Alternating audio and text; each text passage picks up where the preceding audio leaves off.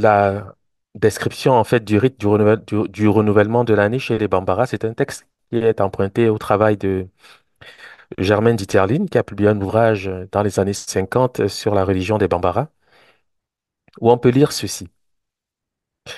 Le rite individuel du chef de famille est exécuté en parlant du rite de renouvellement de l'année, hein. Il s'agit bien de cela.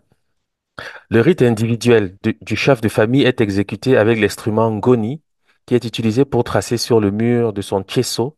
Qu'est-ce que c'est qu'un cheso? Le cheso, c'est la chambre du chef de famille dans laquelle il est interdit à toute personne d'entrer sans sa permission. D'accord? Donc, le rite individuel du chef de famille est exécuté avec l'instrument ngoni, qui est utilisé pour tracer sur le mur de son cheso les dessins représentant l'univers. Il débute par une offrande de sucre de tomate réservée à Pharaoh, qui préside à l'usage familial de l'objet et qui se trouve dès lors présent. Les fruits sont pressés sur le sucre. Un hérisson est égorgé pour qu'aucun autre génie ne le touche. Ensuite, l'homme sacrifie un margouillat qui rappelle sa condition avant sa circoncision. Ce sacrifice figure une nouvelle circoncision offerte à Pharaoh et qui augmente ses forces. Alors, donc le hérisson, pourquoi il est sacrifié à la suite sur ce fameux sucre de tomate, hein? Qu'est-ce qu'on fait? Pourquoi? Connaître son nom, d'accord? Il faut savoir comment il s'appelle en bambara. C'est la clé. Je vous ai toujours dit, en fait, c'est pas sorcier, entre guillemets. C'est l'effort qu'il faut faire. C'est de réapatrier et réhabiliter les mots tels qu'ils ont été prononcés par les ancêtres dès l'origine. En bambara, cet animal s'appelle Jugunin, qui littéralement signifie ennemi, plus diminutif, c'est-à-dire, en fait, ça ne peut pas se traduire en français. C'est comme on dirait petit ennemi. Bon, parce que nin, ça veut dire petit. D'accord?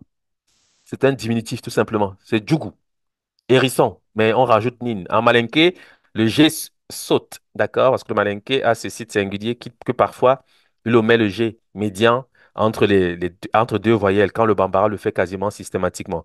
Donc, c'est Junin, mais c'est encore le même mot, hérisson. Mais c'est encore le même sens également.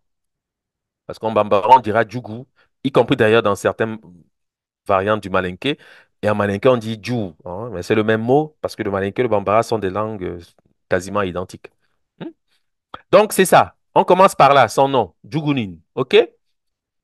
Pourquoi? En bambara, Djougou, donc a le sens de méchant, mauvais, laid, ennemi, maléfique. En malinké, Djou, c'est la même chose.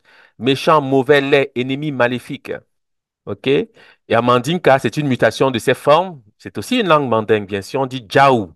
Plutôt que Djou, on va dire Djaou pour dire mauvais, ennemi, nuisible, maléfique.